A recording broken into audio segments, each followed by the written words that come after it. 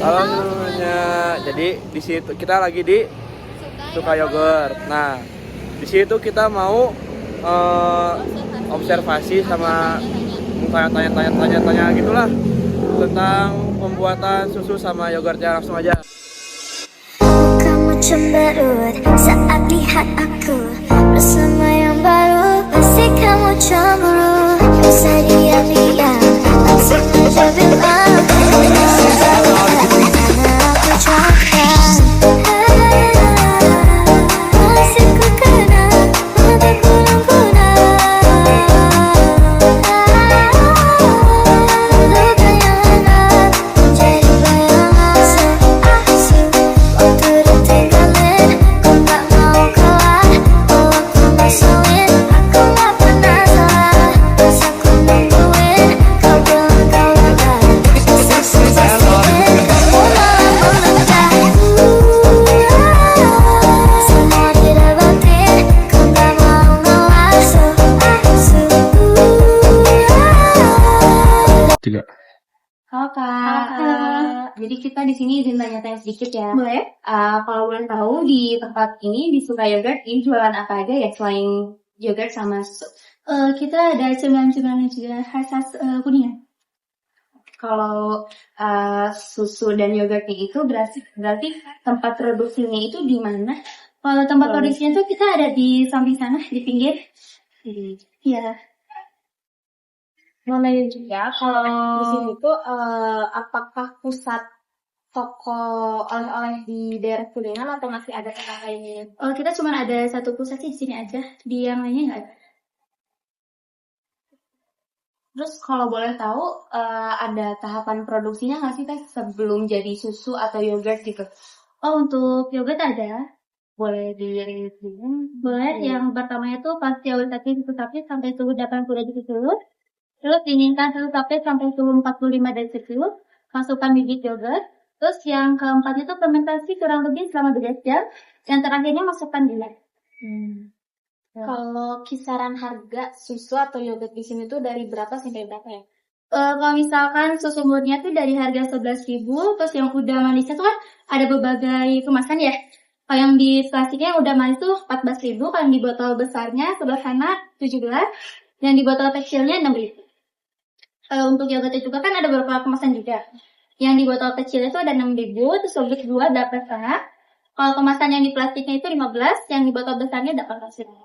Kan ini udah cukup banyak kan Teh? Ya. Untuk yang dijualin yang ditujukan kepada konsumen. Nah, selain konsumen yang datang ke sini, Suka Yogurt itu ngedistribusiin ke yang lain nggak? Misal kayak ada toko lain yang ternyata susunya itu emang dari Suka Yogurt gitu. Oh, ada. Ya, banyak sih yang suka langsung beli ke sini tuh buat yang dijual lagi di toko mereka. Kalau kisaran pendapatan dalam satu hari atau sebulan? Kalau misalkan per bulan sih paling ada sejuta sih bisa. Kalau misalkan buat yang hari biasanya 5 juta bisa. Tapi kalau misalkan yang hari libur gitu bisa 20 juta. Kalau berarti setiap hari ini rame ya konsumen? Kan kita cuacanya lagi hujan ya. Jadi kemungkinan nggak terlalu ramai. Biasa aja. Kalau misalnya tuh udah setiap hari atau ada libur gitu? Kita setiap hari buka sih, kalau misalkan lebaran, terus kayak pagi gitu kita tetap buka. Apa sih Teh yang membedakan antara Suka Yogurt dengan tempat-tempat produksi yogurt yang lainnya? Mungkin kita ini ya kualitasnya. Jadi memberikan nomor 1 kualitasnya. Jadi kita bakal ke tempat pemerasan susu sapi sekarang ya. Yuk, langsung aja.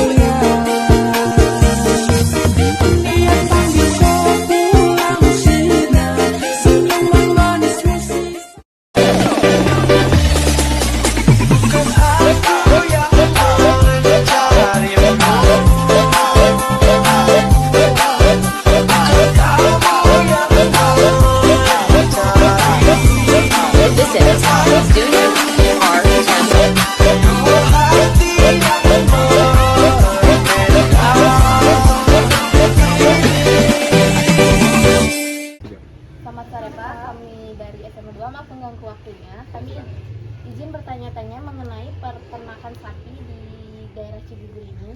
Yang pertama tuh aku mau nanya, pemerasan itu tuh berapa kali sehari sih dilakukannya?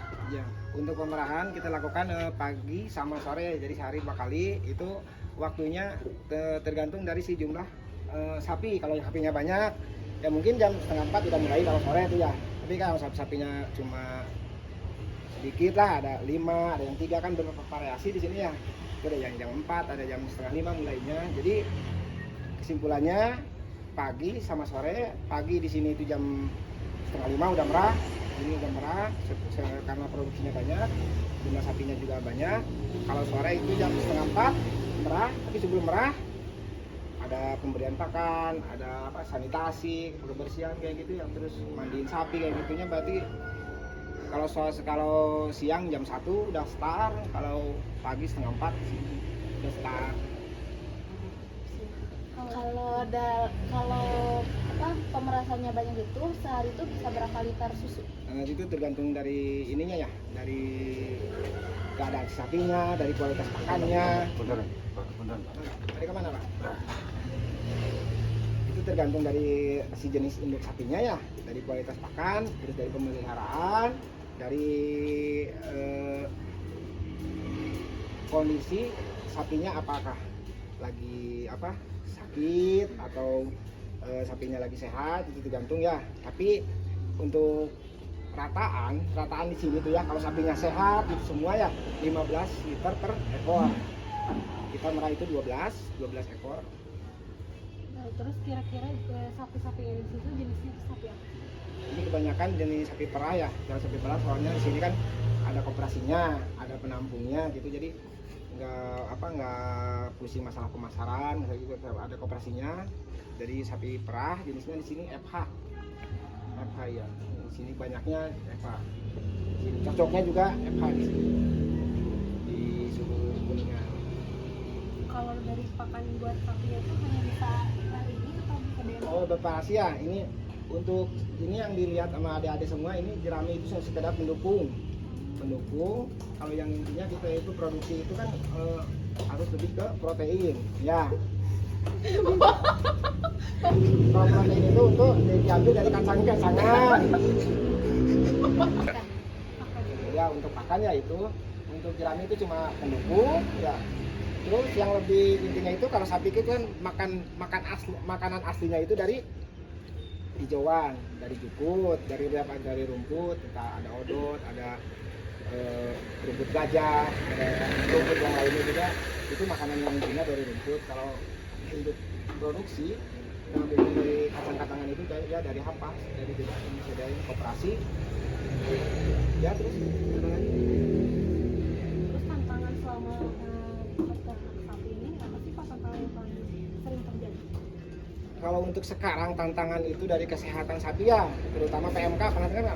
Penyakit PMK itu penyakit mulut dan kuku, itu menyerang bukan 1-2 ekor sapi. Kalau di kandang ada 10 sapi ya kena dampak 10 sapi. Kalau 3 ekor ya 3 ekor. Jadi nggak kayak penyakit yang lainnya itu paling cuma demam yang 1, cuma 2 gitu. Kalau ini PMK, kalau ada 10 ya 10 kena semua. Itu tantangan untuk saat ini itu penyakit PMK. Kemudian mengapa kualitas pakan itu sangat berpengaruh terhadap hasil ternak sapi? Ya, untuk kualitas itu pasti sangat berpengaruh ya. Dari segi protein, dari segi nutrisi yang dikasihkan ke sapi itu juga menunjang kesehatan sapi sama produksi sapi, itu pasti. Dan protein itu sangat penting untuk produksi si sapi, si air susunya supaya banyak. Itu sangat penting. Ini yang terakhir itu bagaimana pencegahannya ketika sapi itu tuh terdapat PMK? Ya untuk ke PMK, penanganan pertamanya itu kita lapor ke Keslan. Jadi sebenarnya kalau di perawat kesehatan sapi, kita lapor dulu ke koperasi. Ada penanganan pertama, dilihat dulu, dicek dulu seberapa bahayanya, seberapa udah kenanya gitu paling diambil disuntik dulu itu dari Keswan. Tentunya udah ada laporan, udah ada penanganan dari Keswan, terus dari individu kita sendiri inisiatif dari teman-teman kita sendiri kita berusaha supaya sih antibodinya itu kuat lah intinya. Daya tahan tubuhnya kuat itu gimana lah, kita kasih jamu, kasih apa gitu, kasih hijauan yang baik, perbaikan dari pakan paling juga gitu. Jangka waktunya 2 minggu sama kayak virus-virus yang lainnya. Makasih banyak ya Pak. Ya. Terima kasih saya. Halo, jadi sekarang kita mau bikin inovasi produknya, yaitu milk. Lanjut.